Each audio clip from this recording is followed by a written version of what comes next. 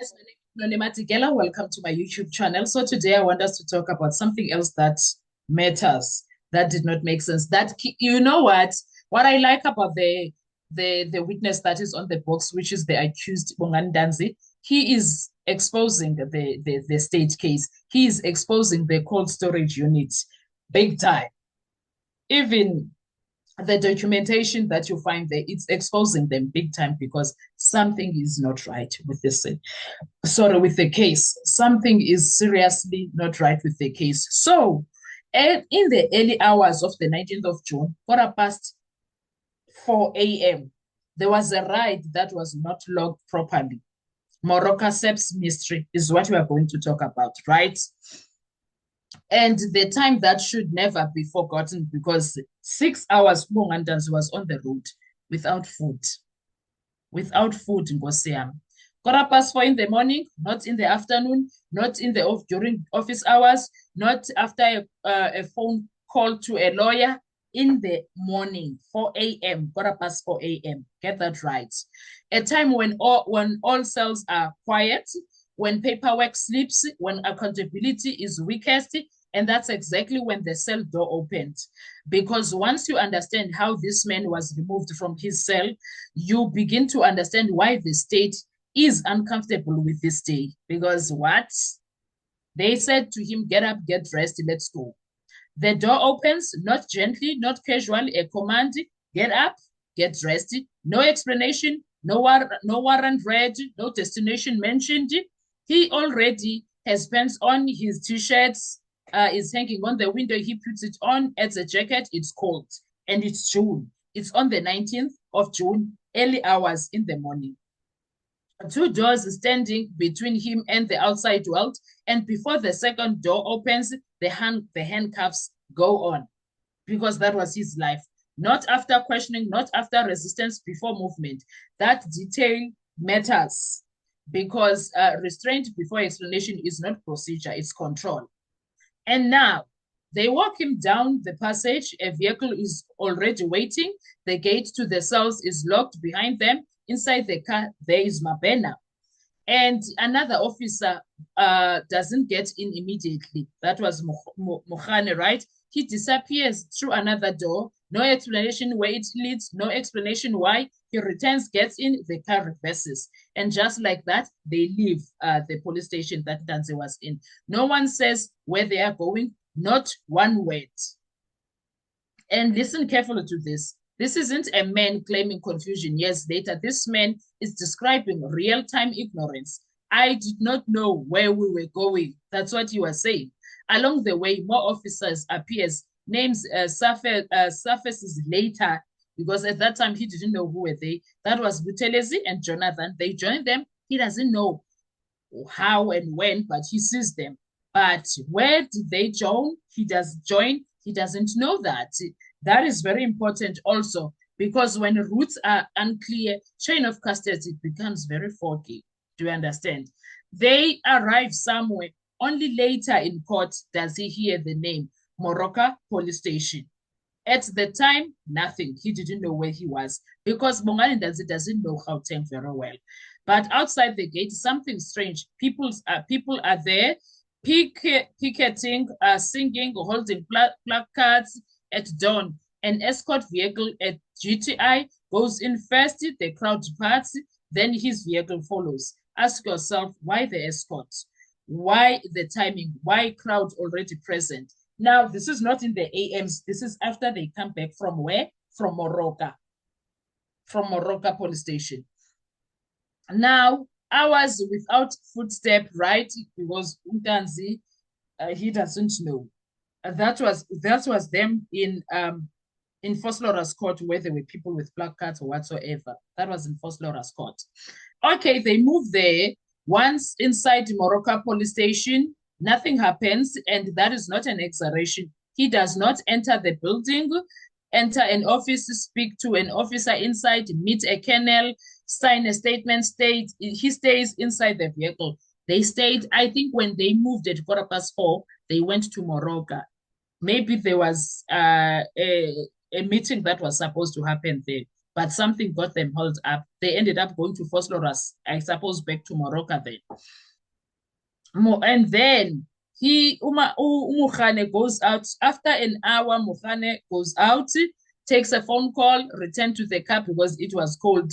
Other officers wait, then sit, then wait again. But Bongandanzi never moves. He's sitting in the car, I suppose, with his handcuffs. Then, now comes the problem. Official vehicle tracking record says this arrival at Morocco shortly after 6 a.m. Departures, because they left, I suppose, 4:15. And then, because there was traffic, I suppose, from Pretoria to Soweto. So shortly after 6, departure, 11:47. So 6, so that's 7, 8, 9, 10, 11. Do you see? Almost 6 hours. Almost 6 hours. So the question is simple and devastating. What were you doing with the police all that time? His answers never change, never shifts, never contradicts itself. I remained in the vehicle. No office, no interview, no kennel, just waiting. And guess what? Ntanziwa didn't know why they were sitting there. He didn't know why they were sitting there.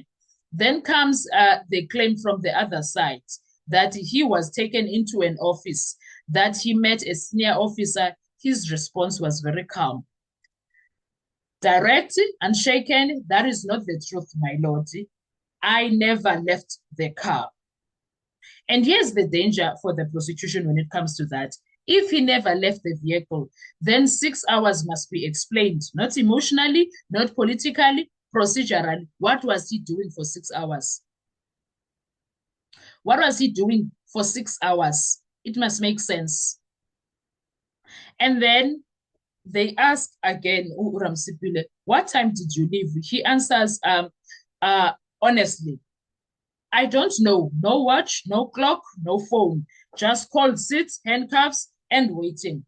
But when asked the final question, the one that sells everything, would you agree you were there for a long time? He says, yes, my lord. So what we are talking about, there is 6 hours unaccounted for here.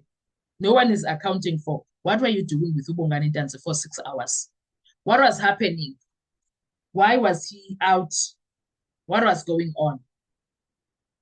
This is not Bongani's memory doing whatever. It's not about that. It's about the movement without purpose, detention without activity, time without explanation. 4:04 a.m., 6 hours, a vehicle that never opens, and the destination the accused only learns about in court. If nothing happened, then why the secrecy? If something happened, then why no records? This is not a small detail. This is the kind of mourning that collapses the case. So if a detainee spends 6 hours at a police station and never leaves the vehicle, is that procedure or containment? Those are the things that this police, this cold storage unit and these prosecutors, they need to explain and make it make sense. They need to make it make sense. Why did it happen to begin with? Why did it happen to begin with? Do you understand? So it is a lot of things that happen in that courtroom, Rata. Whether he likes it or not, it's a lot. It's just doesn't make sense because you can't be in 6 hours in a police car and nothing is on record. You can't. He never entered the stations, yet SAPS kept him for 6 hours. Please clock that in. Morocco police station, he didn't know where he was. No one told him anything. The 6 hour gap that could destroy this case needs to be explained. They need to explain it. He was handcuffed down. The morning the record can't explain. It needs to be explained. Why was he here? Why? Because now, if the AVL is going to say 4 a.m. to 11:47 a.m., Mm-mm.